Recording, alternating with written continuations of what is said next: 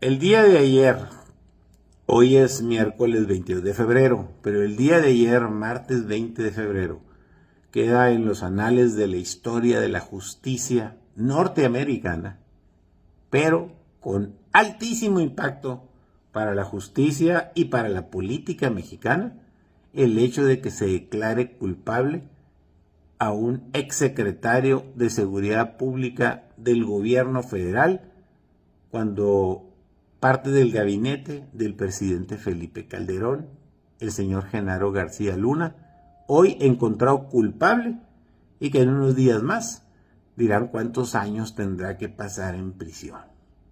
Es un antecedente y es un precedente realmente importante.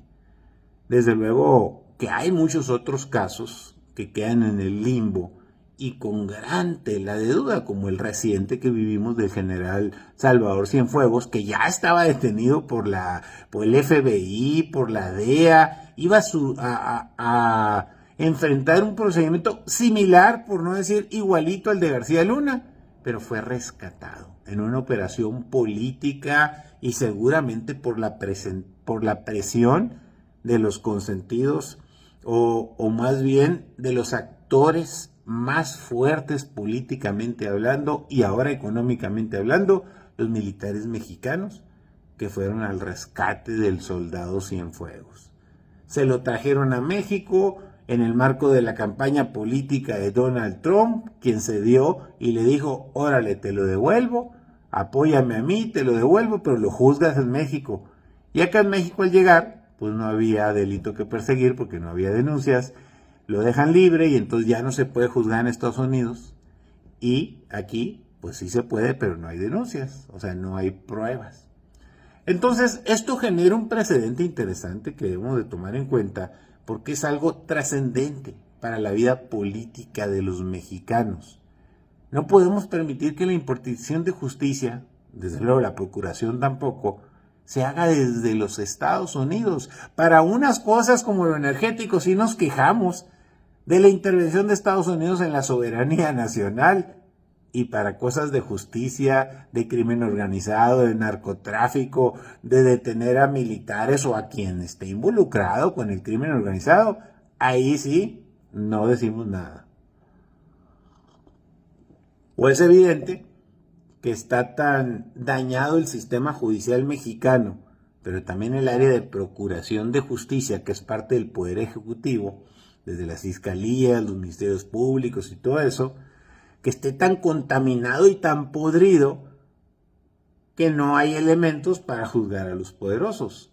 Inclusive cuando salen, lejos de, a lo mejor sí les arman expedientes, pero que los hayan llevado a tribunales y juzgado y metido a la cárcel, son puros pececitos así chiquitos. Muy pocos casos. ¿Y qué decir de los narcotraficantes? Ahora, los malos de la película son los que se coluden con el narcotráfico, no son los narcotraficantes. Entonces todo esto nos deja una gran moraleja. La justicia tarde que temprano llega y sus tentáculos son tan largos como el mundo entero. ¿Será la Interpol, la Europol, será la DEA, será la CIA, será el FBI, será el gobierno de los Estados Unidos? ¿O será el gobierno de México? Pero tarde que temprano alcanza a los delincuentes. Lo cual me parece acertado, importante. Y la otra, en mi opinión, como ciudadano, como empresario, veo inaceptable que la oposición quiera utilizar argumentos iguales que los que utiliza quien está en el poder actualmente, diciendo cómo a este sí se le juzga y a otros no. Debe de quedar bien claro que quien lo juzgó fue el poder político y público de los Estados Unidos de América, de los que tanto nos quejamos cuando se quieren meter en materia de soberanía energética, de producción de energía solar, de explotación del petróleo y de tantas otras cosas. Ahí sí nos quejamos de soberanía.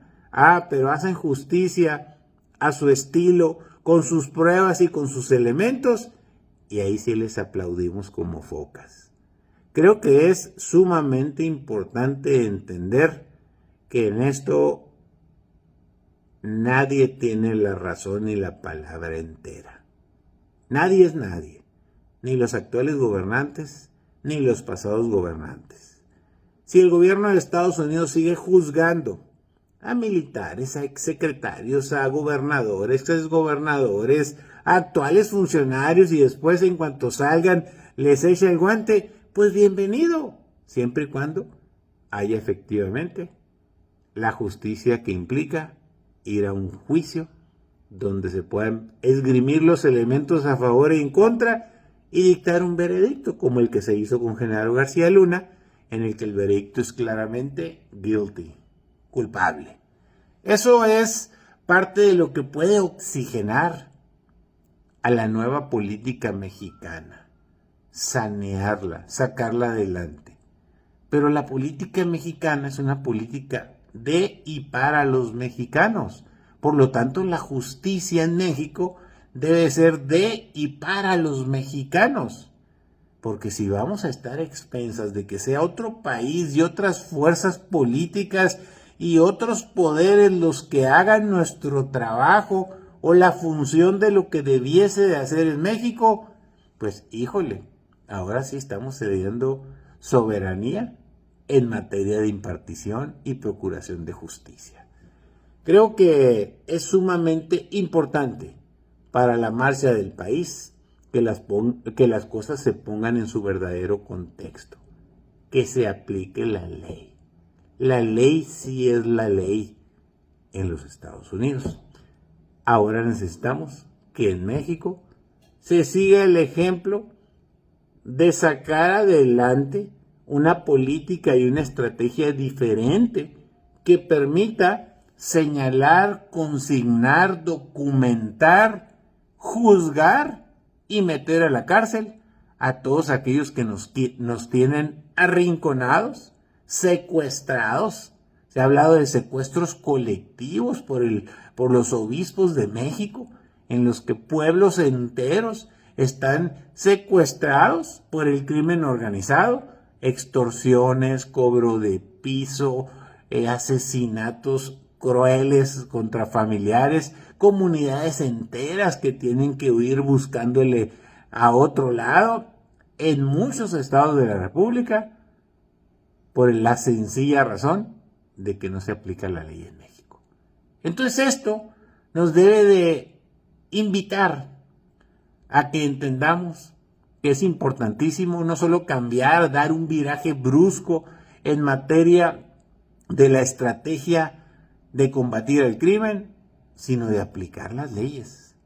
Se tiene que poner un precedente porque de lo contrario, aunque se diga otra cosa en materia de corrupción, esta última, es decir, la corrupción, por supuesto que no se ha acabado, ni se va a acabar nunca, siempre va a existir, como van a existir las drogas y van a existir las armas y van a existir los crímenes, pero lo importante es cómo mitigarlos, cómo minimizarlos, cómo estar atentos a que no sea más poderoso los que están en la ilegalidad que quienes están en el poder y en la legalidad y quienes queremos un país justo, democrático, participativo, pero con paz y tranquilidad. Es la reflexión del día de hoy, con eso me quedo. Le agradezco mucho que me escuche, que me tenga paciencia. Este día miércoles hay que chambearle, mitad de semana, terribles tormentas en los Estados Unidos de América, de nieve, terribles. Ya veremos las consecuencias. Hay que darle duro el trabajo, que tenga bonito día, pásela bien y le agradezco a nueva cuenta su paciencia y que me escuche y me siga. Saludos, hasta luego.